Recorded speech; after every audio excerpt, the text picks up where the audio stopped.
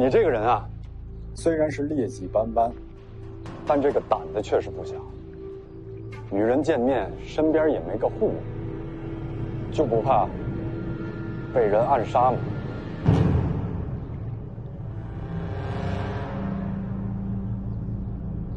敢在王府中行刺，那这人胆子也不小。为天下人，豁出性命又如何？奸贼，受死！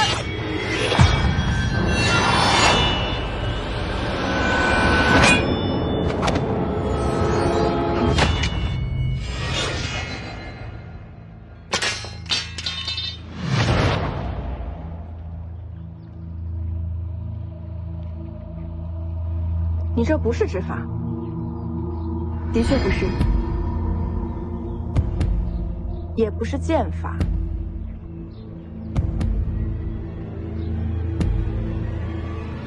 你这是枪法。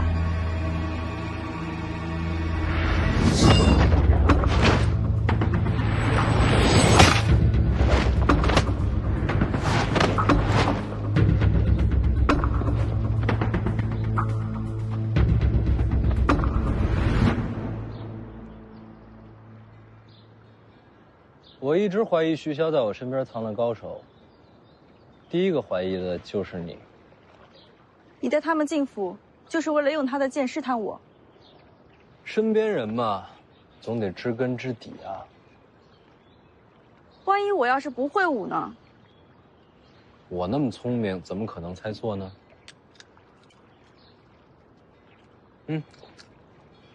你是暗子还是死士啊？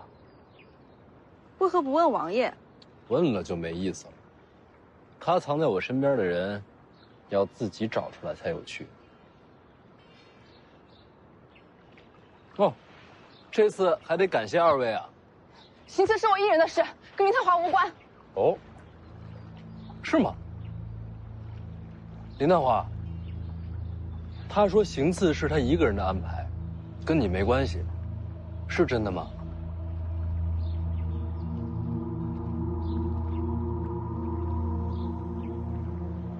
你要知道，在北凉对我行刺，重刑拷打是逃不掉的。不出多久呢，他们就能把你的皮完完整整的扒下来，挂在墙上，随风摇曳，很是灵动啊。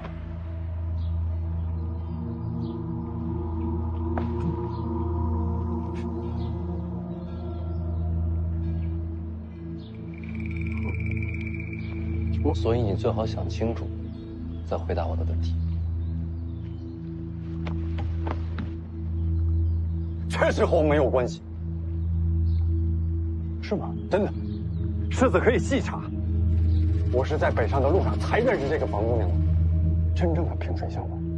其实我也是被她欺瞒的，我完全不知她的蛇蝎之心啊。那你把剑捡起来吧。世子啊，我真的没有刺杀之心，我可以对天起誓。老黄，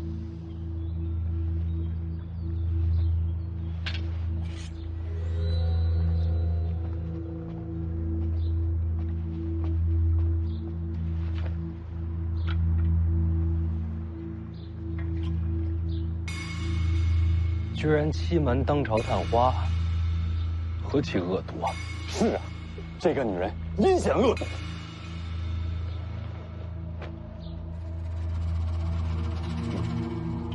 拿着。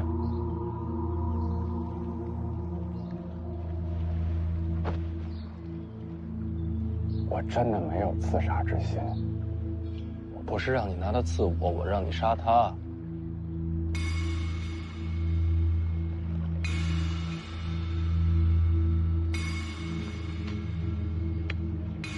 把剑拿稳，走过去，对准心脏，一剑刺穿，记得避开肋骨，挺容易的，你试试吧。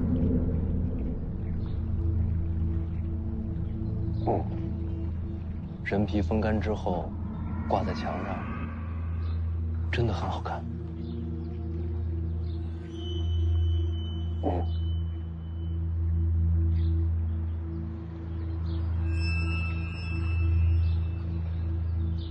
去吧。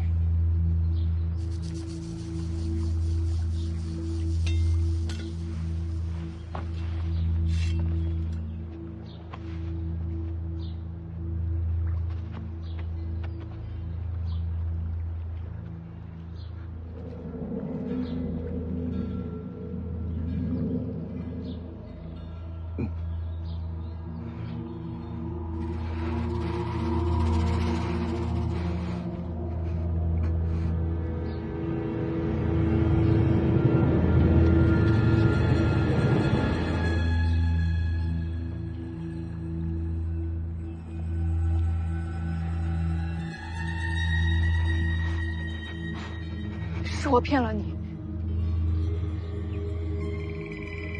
我罪有应得。动手吧。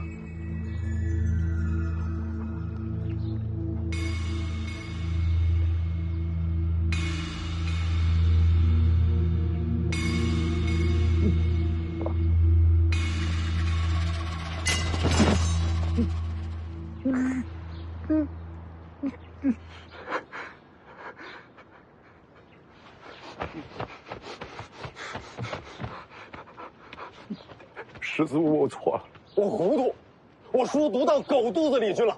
徐家为国之干城，我不该胡言乱语加以辱骂，我无耻，我昏昧，我该打，我该打，我该打，该打，我该打，该打，该打，该。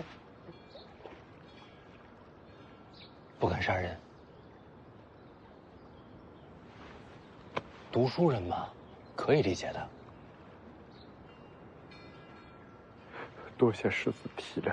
哎呀，别打自己啊，骂个人嘛，又不是行刺，不要紧。多谢师子宽宏。不敢杀人，敢不敢打人？他骗了你，你要不要打他几下出出气？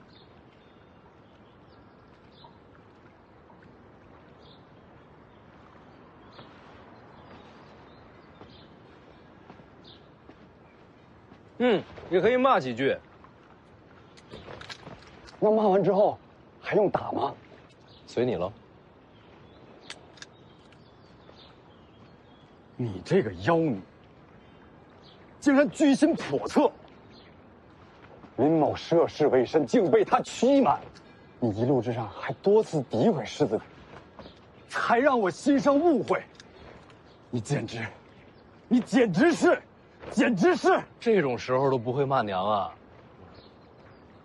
我会。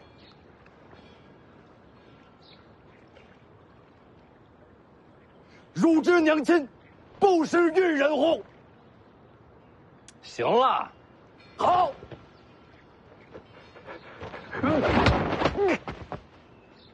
真是看不下去了。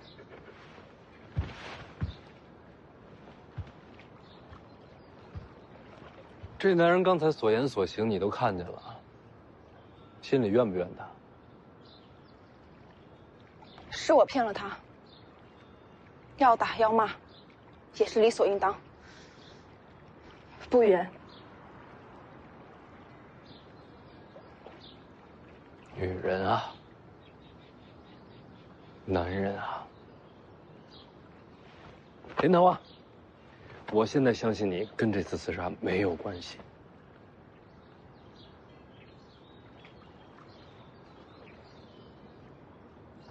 把他带去吧。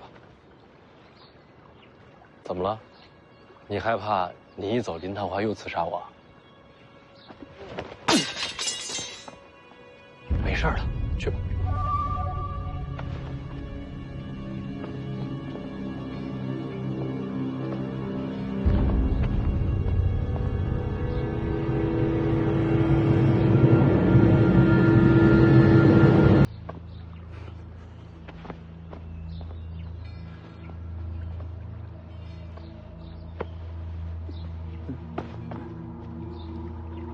你看这湖，好看吗？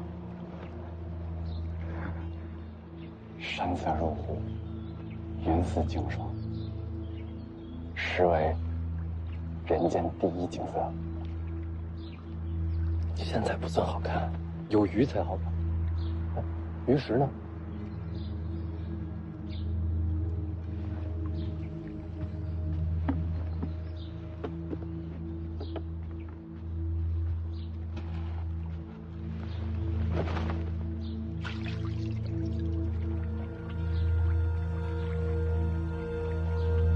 哎，你看，鱼。恰似金鳞碎清空，比方才更胜一筹。这还不算极致，湖心才壮观。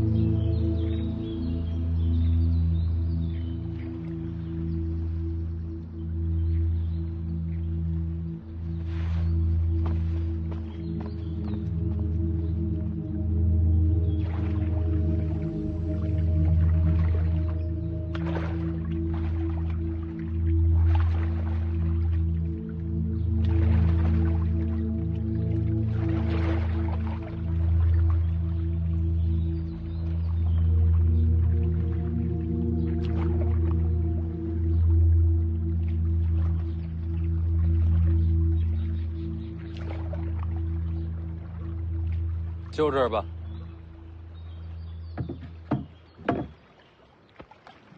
干嘛？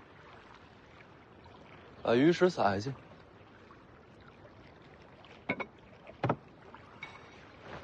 别那么小气。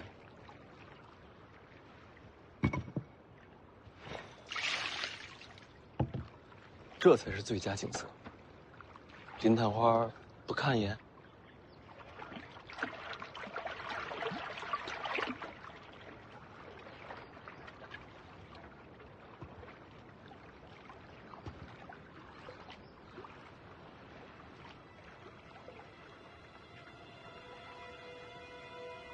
探花是来自河东林家吧？是。刺杀的事儿，我是信了你了，但就怕人言可畏。林家总得做点什么，让北凉放心才是。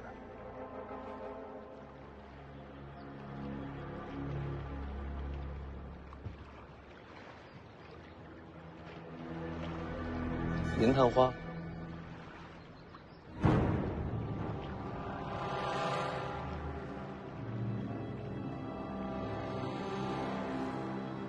世子好大的胃口啊！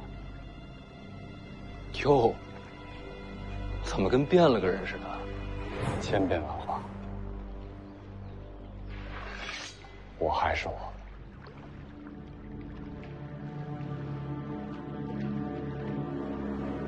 所以你一直在演戏。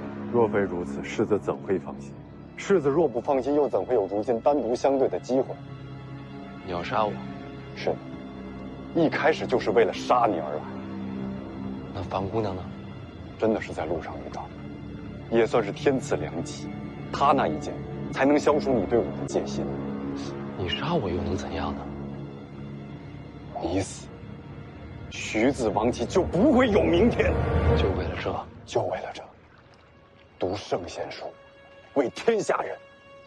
林某愿为国杀贼。那你就不怕那位也是一个高手？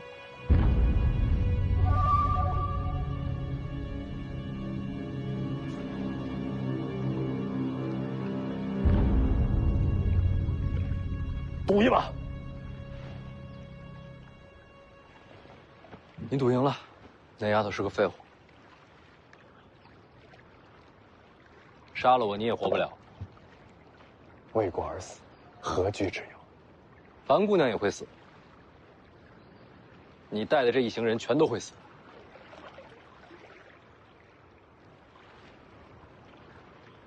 成大事者，何惧牺牲？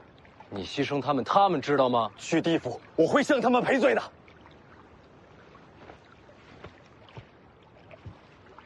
我知道你不会武功，但是林某从小学习剑术。徐凤年，刚才那一笑，应该是你今生最后一次笑我了。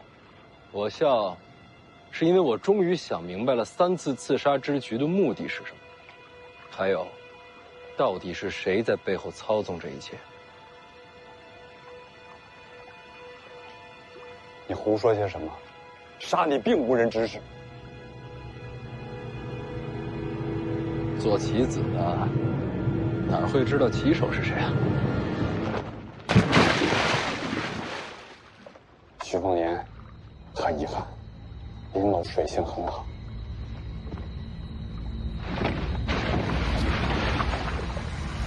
你就死在水底下吧，我刚想还来不及，才不会去救你。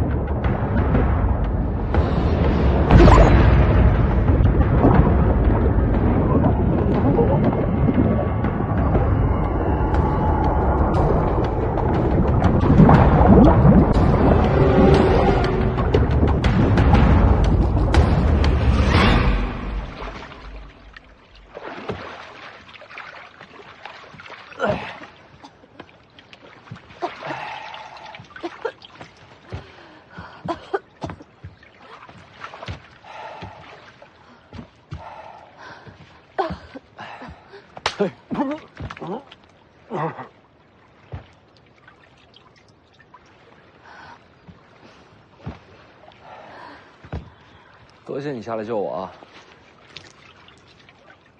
谁救你了？我是想看看你怎么死。那我让你失望了吧？哦，那湖底下是个什么东西？我叫它湖底老龟。是人还是妖怪？应该是个人吧？胡说，人怎么可能在水底下活着？首先呢，它内力很高，你也知道，内力高的人呼吸间隔都长。那也得呼吸啊。湖里有鱼啊。它又不是鱼。它靠啃食生鱼，然后把鱼鳔从鱼肚中取出来。鱼鳔里面其实就有空气，它就靠此为生。那才多少啊？内力高，需求少，每天多杀几条，就这么熬过来了。那你是什么时候发现它的？我小时候掉进这个湖里，还是他救的我。后来我就经常拿些热食，丢进湖里喂它，一来二去，也算熟了。所以你停船的位置是早就想好的？是啊。你也是故意给林探花机会杀你？没错。所以你从头到尾都没有信过他，每句话每个动作都是在试探。我干嘛要信他？所以你也是在试探我，试探我是不是在危急关头会跟他联手。我可没这个意思啊。谁知道你哪句话是真，哪句话是假？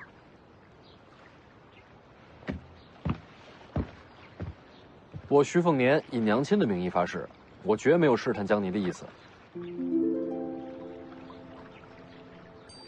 没有最好。不过我也没想到你能跳下水救我。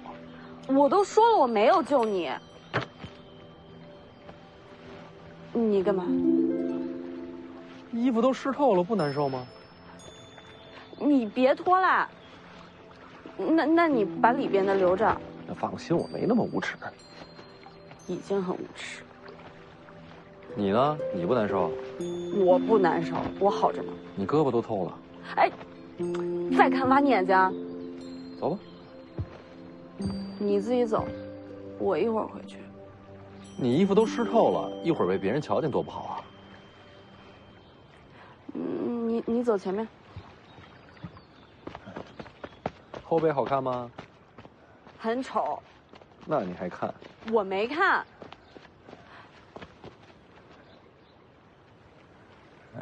我跳下水，你不去帮我找护卫，你给我拿衣服。啊，你怎么觉得我看不透你啊，老黄？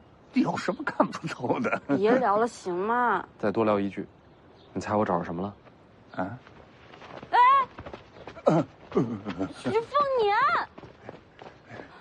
少爷，哎，我没让你走。哎，不是，少爷，你怎么又下去了？你找着什么了？大鱼呀！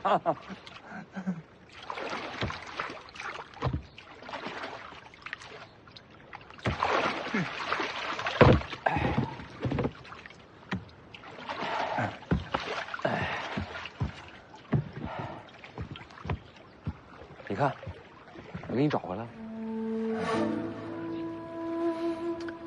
这也可以不要了。老黄，我虽然不知道这个东西是什么，我也不知道它里面有什么，但是我知道这么多年了，你一直带着它，它对你很重要。哎呀，那都是过去的事儿了。干嘛否定过去的自己啊？没有曾经的你，哪有现在的你啊？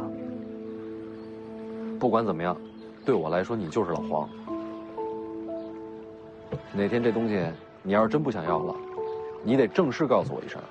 这木头好，把它砍了，还能烤只鸭子呢。既然天意让你把它找回来，别烤鸭了，我舍不得。那你别再扔了。哎，躺着那个交给你了。好嘞，交给我了，少爷。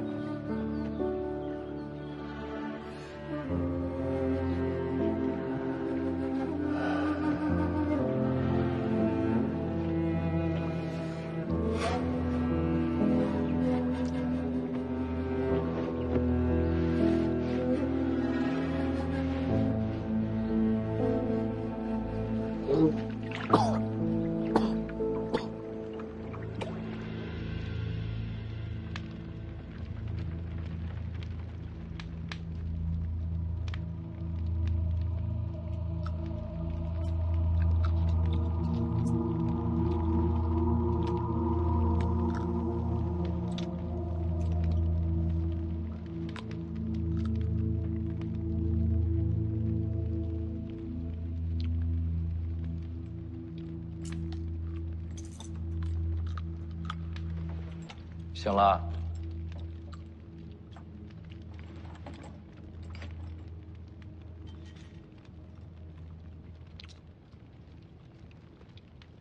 壶底到底是什么东西啊？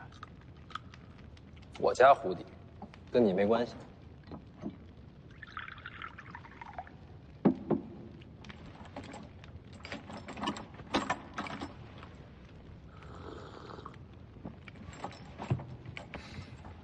杀了我吧！你别想太多啊。我呢，就是过来告诉你一下，你这次刺杀的后果。后果？我失手，自会有意识前赴后继而来。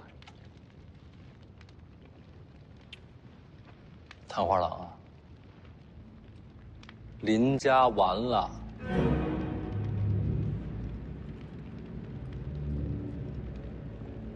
刺杀你是我一人之事，和林家有什么关系？你是林家嫡子，你说有没有关系？我死了不就完了？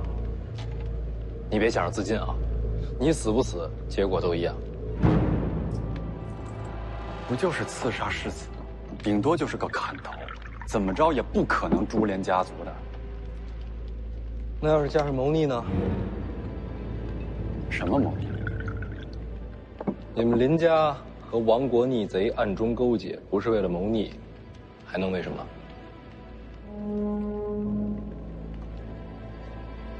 哪来的什么亡国逆贼？你这就是想构陷林家。你一面之词，谁会信你？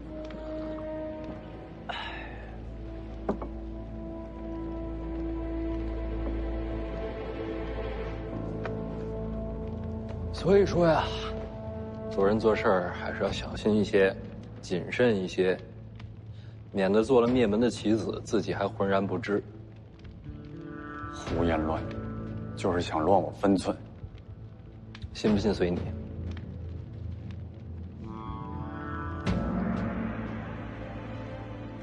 好了，我说完了，走了。等等，樊姑娘呢？关在女囚啊，难不成跟你关一块儿啊？这事儿是我利用了她，和她一点关系没有。晚了，她已经被你牵连了。徐凤年，徐凤年，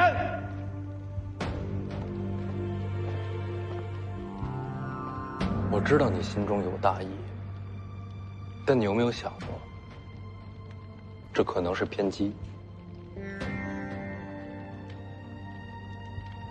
我还不知道你的名字呢。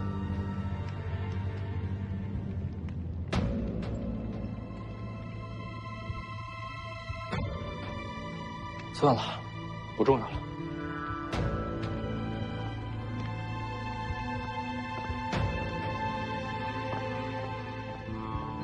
不可能，不可能，他就是为了吓我。徐凤年，徐凤年，徐凤年。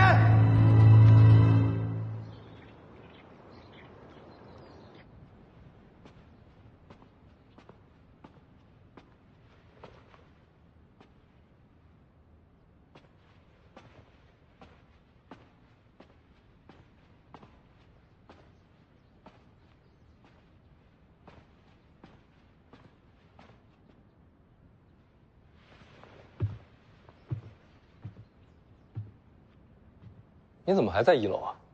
看书啊。但这1楼都是入门武学，你早就用不上了。要成为天下第一，就要从根本处博览众长。那你加油，我找人去了。你魏爷爷在后面睡觉呢。我不找他，我上去见我师傅。你不是说刺杀布局未解开前，没脸见他吗？解开了。你知道是谁要刺杀你了？我知道是谁在背后谋划这一切，但他的目的不是为了杀我。3次刺杀虽然都发生在灵州，但他想要的结果在千里之外。回头我跟你细说。不必说了，与武学无关的，我也不感兴趣。哦，走了。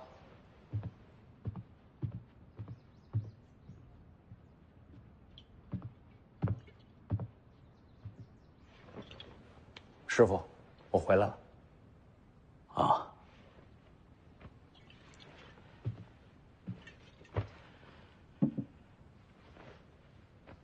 刺杀之局，你解开了？是。是何人谋划？青州靖安王赵恒。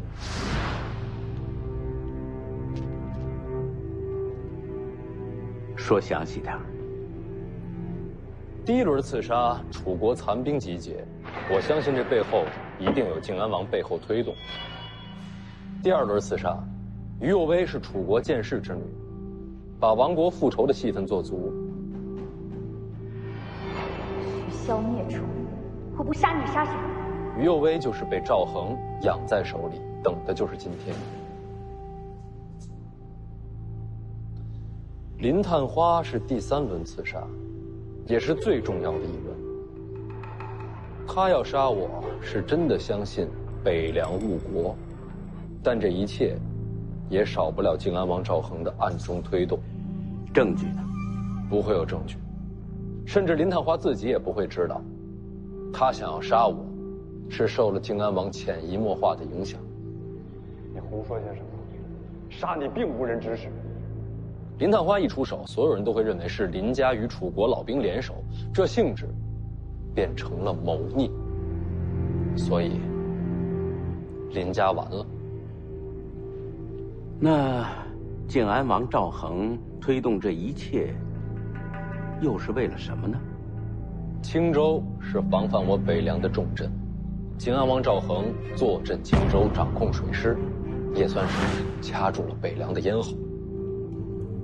但靖安王毕竟争过皇位，京城对他不放心，所以青州财权一直是河东林家所掌控。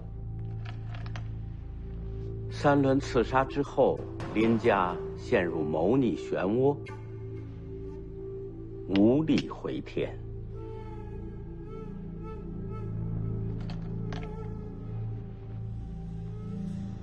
从此之后，林家败亡，青州大权只剩靖安王一人独掌，再也无人与其抗衡。他布置这一切，不是为了杀我，而是为了彻底控制青州。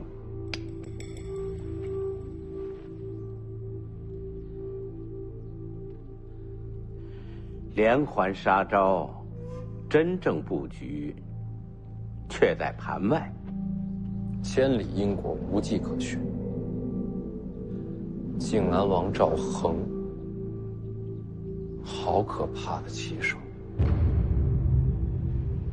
如果你真的被杀了呢？我若身死，北凉必乱，对青州有益无害。靖安王这盘棋下的是有胜无败啊！这局棋，你还没有真正看透。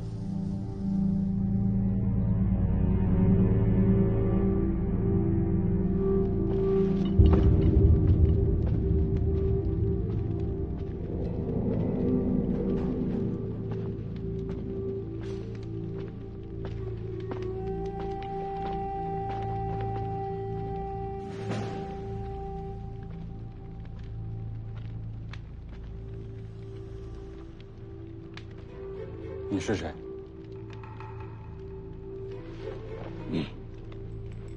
我乃窃国之贼。你看，我都站在你面前了，你都不认得我。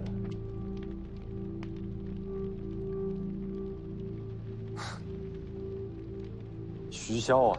哎，其实你这个人啊，我心里还是有些欣赏的。想劝降我，徐家老二，想让我林某屈身示贼，只能是在你的梦里。你如此的大义凛然，我都不好意思欺瞒你下去了。你想说什么？进来吧。林哥哥，樊姑娘，徐骁，此事与他无关。林哥哥，他们把你放了。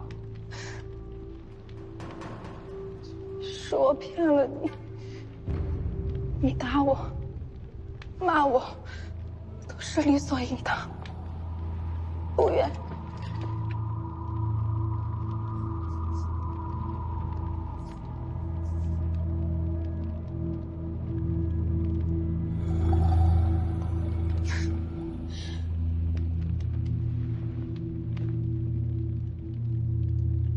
大家都是做戏，我演的好不好？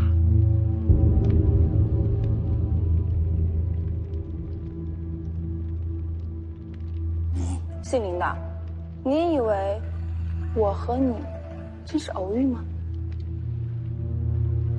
你在离开林家的时候，我已经让他在路上等着你了。为什么？这伊玛刺杀进入了第3轮，啊，在关键的时候，我一定要让他推你一把。那第二就是我那个儿子非要搞清楚这青鸟是什么样的身份，所以说，他这剑一定要刺出去。你说我这当爹的容易吗？啊，儿子想要什么，我必须得想方设法的让他得到，你说是不是？还有，有我作证，你们林家和楚国余孽联手的事，那就算坐实了，一点翻盘的机会都没有了。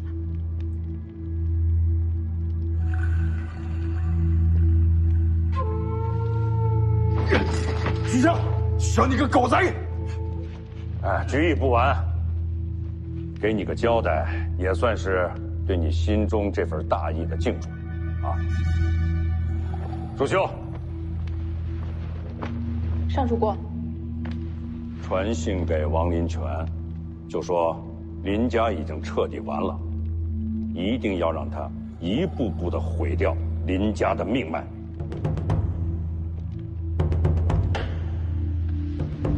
赵恒不是一直想灭了林家，独霸青州吗？好，我们帮他一把。可晋安王并不知道，虽然林家倒了，可帮他接管新州财权的心腹，其实是早就藏在他身边的北凉门生。这局棋下的愉快。去吧。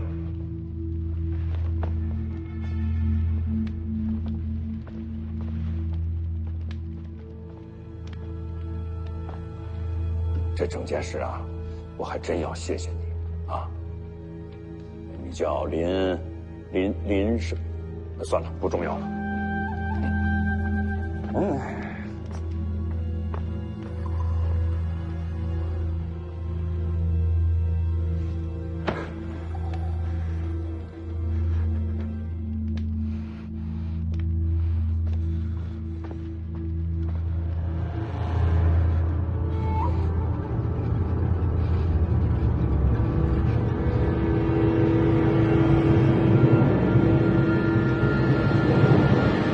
您是说这局棋，徐骁早有应对？不仅如此，难道还有更深一层？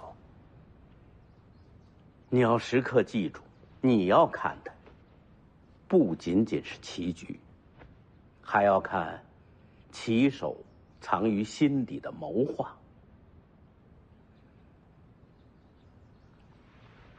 王府最深处那层地牢，你应该知道。我知道，下去看看，或许就能明白。最深一层需要徐骁的手令，我下不去。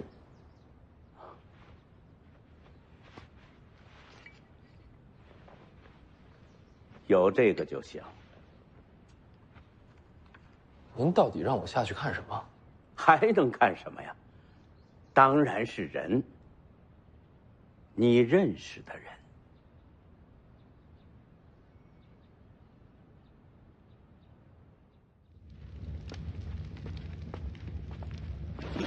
手令。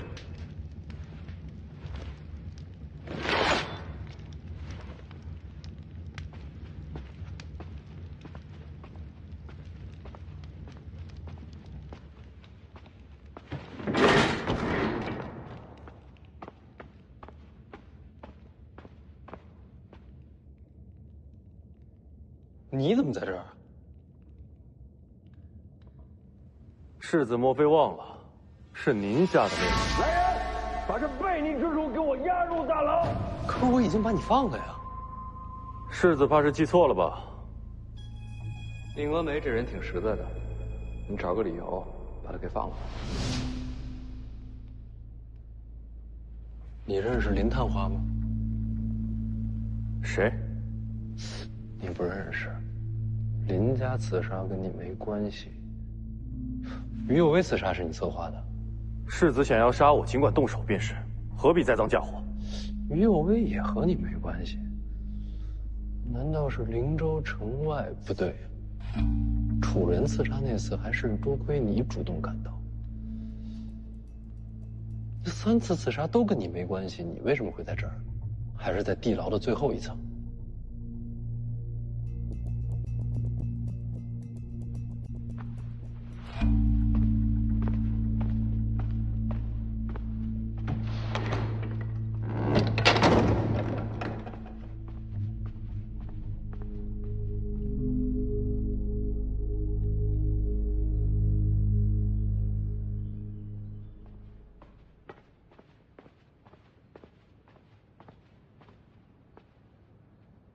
你也在。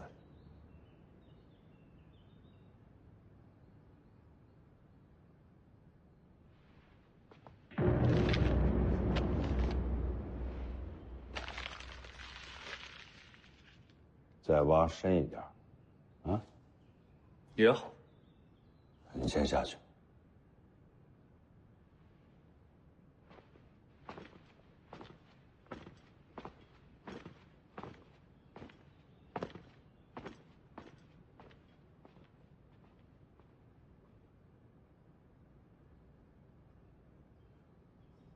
找爹有事儿？宁峨眉为何还关在地牢里？我不方便知道。其实早晚你也会知道，啊，不跟你说呢，只是不想让你为难。大事。你知道咱们北凉最大的敌人在哪儿？北莽？那算不上。京城。皇室宗亲确实对我们北凉有所忌惮，但不管怎样，那也算是个外地。你的意思是，北凉最大的敌人在内部？没错。北凉铁骑天下无双，要想毁掉北凉的根基，只能从内部着手。宁峨眉跟外敌联手？没有。他要举反旗？他忠心耿耿。那你为什么关他呀？他这是你弟弟呀。你说什么？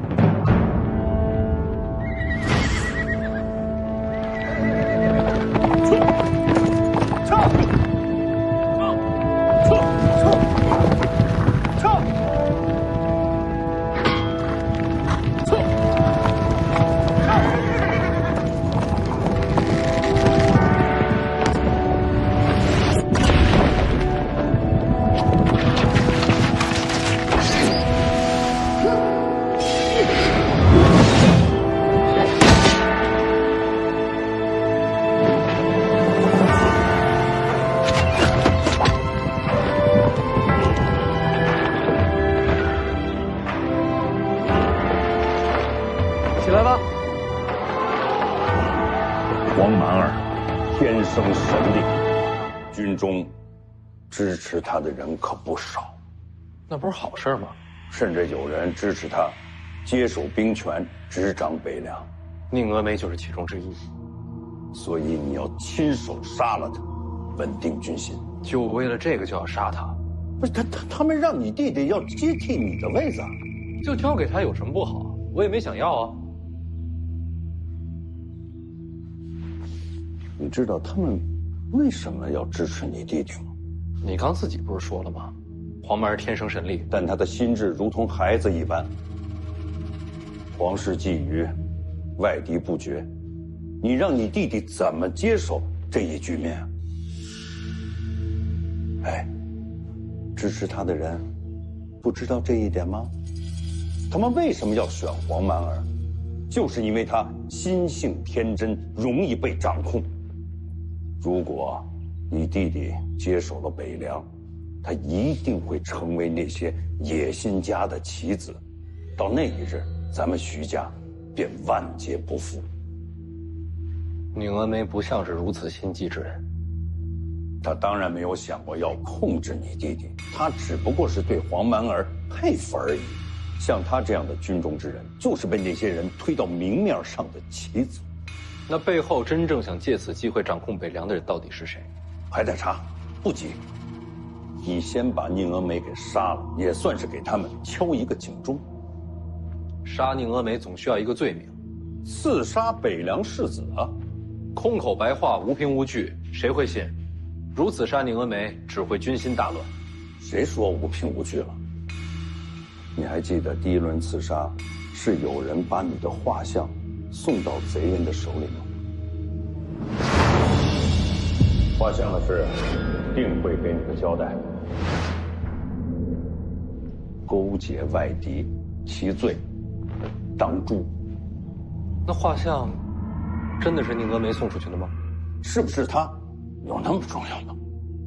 画像到底是谁给楚人的？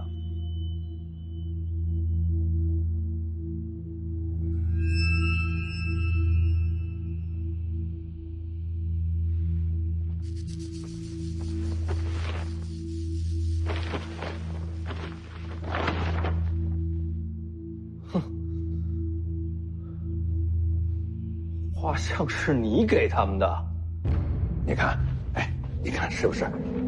我挑了一副最像的啊！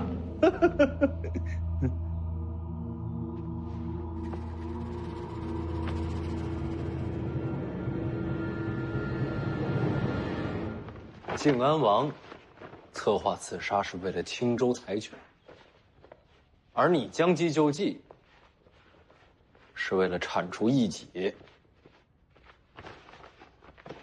宁峨眉军中也有人吗？只要坐实了他通敌的罪状，才可杀人。哪怕他是无辜的。北凉不能乱，只有杀了他，才能平定军心。北凉不能乱，这话说的跟陈之豹一样，这事儿他也知道吧？你才是世子，我们做这一切，全都是为了你。我不会杀宁峨眉。丰年，你姓徐，守护北凉是你生下来肩上就要挑的责任。为了北凉滥杀无辜也无所谓了。我不会杀宁峨眉。好，不杀也可以。啊，哎呀，还有第二个选择。如果黄蛮儿不在了，这争权之说自然也就烟消云散了。你知道你在说什么吗？我不是那意思，虎毒还不食子呢。那什么叫不在了？让黄蛮儿离开北凉。够了，要么杀了宁峨眉，惩戒军中野心；要么送走黄蛮儿，釜底抽薪。你总得选一样。我一样都不选。北凉占据3州之地，统领35万铁骑，要守住这么大的基业，你手上怎么可能不沾点血？黄蛮儿，基业我根本就没想要。那北凉今后怎么办？不都说陈之豹才是小人徒吗？众望所归啊！我说的很清楚了，黄蛮儿不许走，宁峨眉不能杀，就这样吧。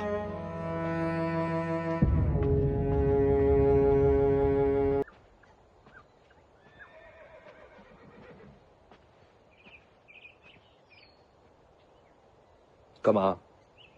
我是来告别的。告别？我会武，却一直瞒着世子。是我行事鬼祟。从今往后，不敢再留在世子身边了。徐骁让你保护我。青鸟欺瞒世子，罪不容恕。他在我身边，到底藏了多少人？留了4名死士，甲乙丙丁。我是丙。其余3人是谁？我们各自独立行事，不知其余3人是谁。这是要我慢慢猜喽。不过王爷说过，乙和丁已经为世子战死了。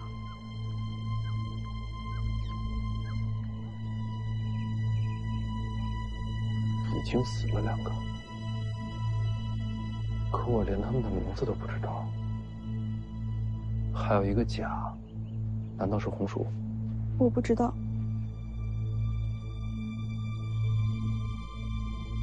我今天心情不好，这就算惩罚了。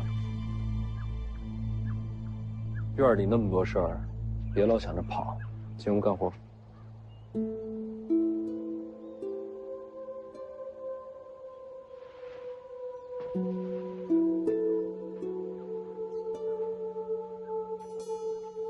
等等，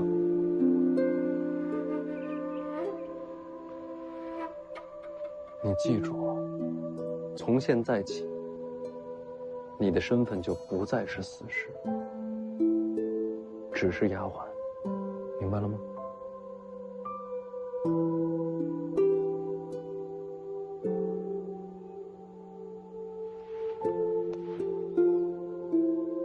手感不错，去吧。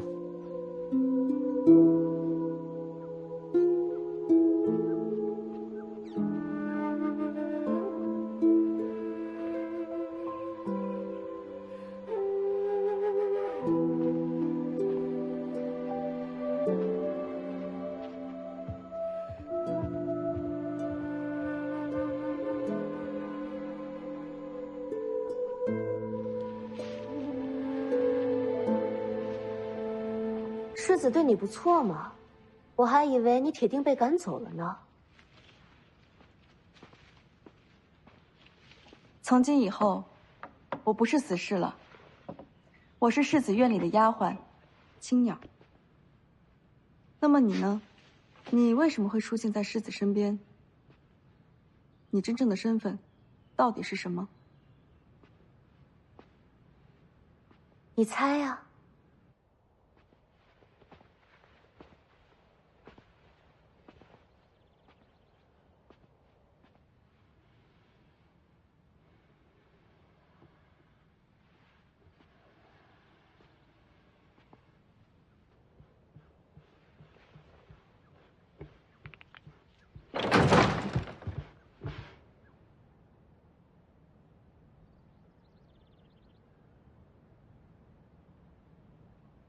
没事儿，就是闲来无事，想找个人说说话。哦，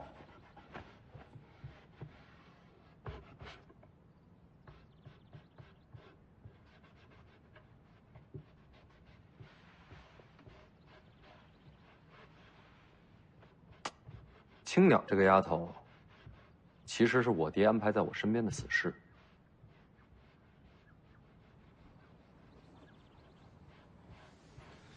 他跟我说，我身边一共有4个死士，已经死了2个，还剩最后1个，藏在我身边。哦，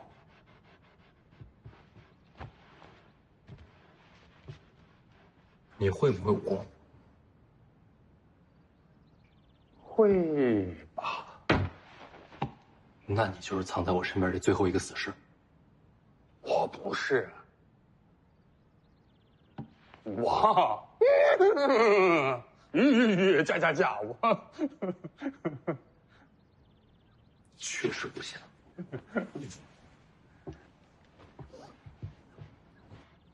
你会武功？会一点。那你武功有多高？差不多这么高。那你每次马匪追我，你跑得比我还快。我武功这么高，我不能轻易出手的，这很容易出人命的。吹吧你就！我就不应该猜你是死士，哪家高手像你这种风范呢？偷一只鸡，惹得半村人出来追你。哎呀，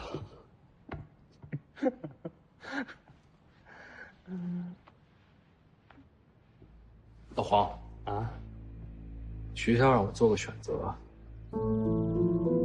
要么杀了宁峨眉，要么把黄满儿送出北凉。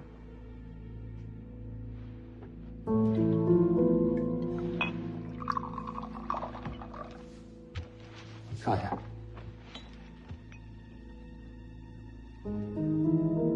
军中有人支持黄满儿接掌北凉。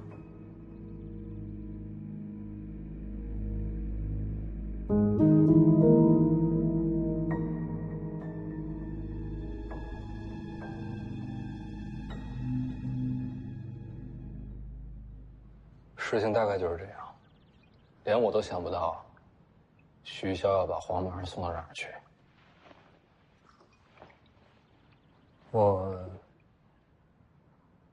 大概能够猜到要把小王爷送到哪儿去。你知道？送到哪儿去不重要，重要的是少爷您是不是不愿意小王爷离开？我当然不愿意了。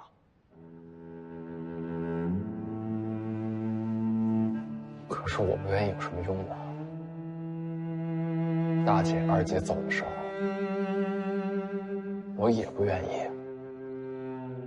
最后还不是都走了。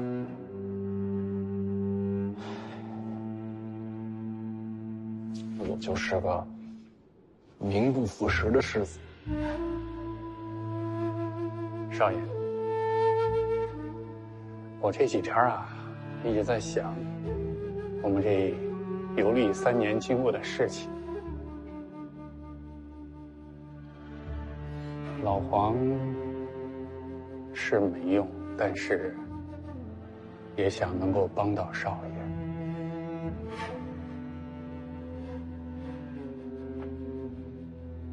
有这心就够了。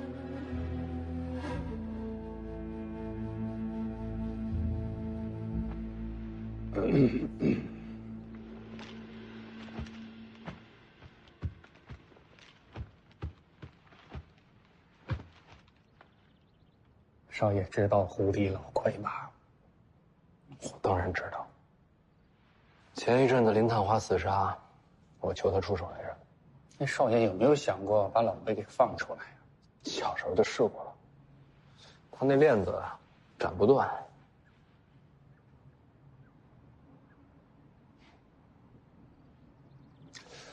那少爷您这是缺一把好刀啊！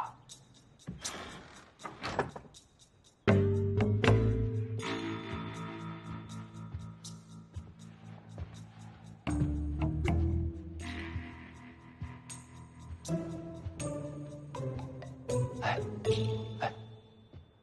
有事儿？魏爷爷呢？啊，睡着了，睡着了好。其实我找你，你上次说你有一把刀特别锋利，好像就是这把，是叫春雷对吧？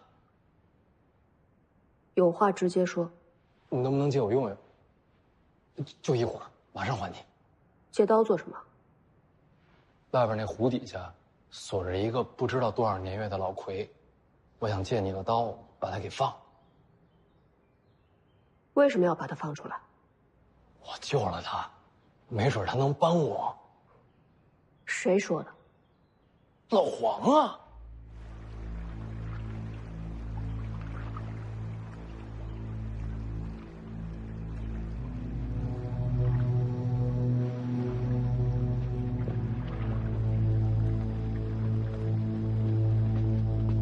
老黄，胡地老魁的事儿，你跟他说说。哦，这湖底人被4条运心铁索缠住，倘若有谁能够亲手砍断铁索助他离开，便能收服这个湖底人。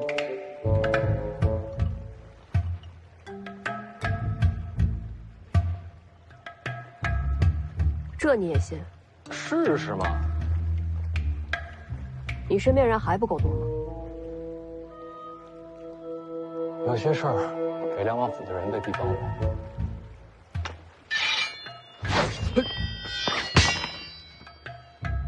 你怎么能跟不会武的人这么扔刀呢？万一我无后了怎么办？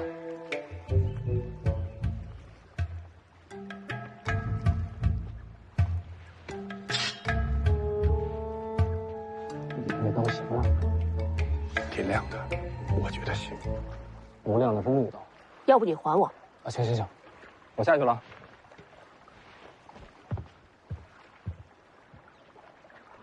放出来不会出事吧？少爷放心，老黄在。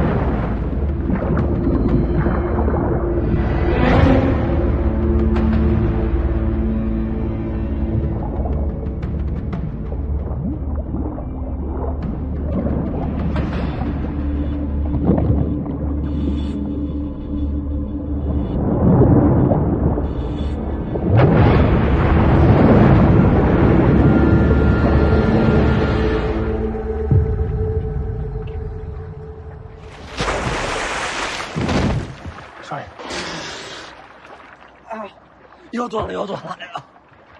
哎，我刀呢？蝴蝶老魁那儿呢？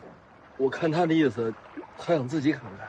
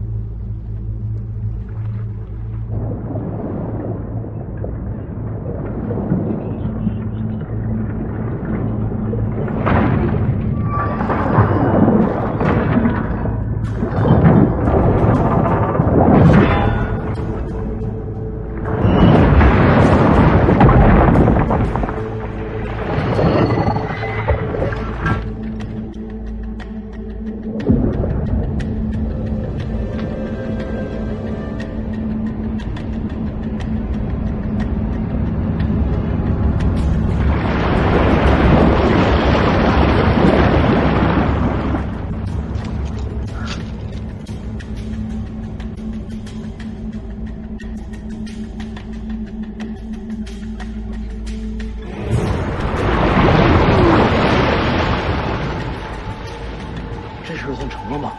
这必须成。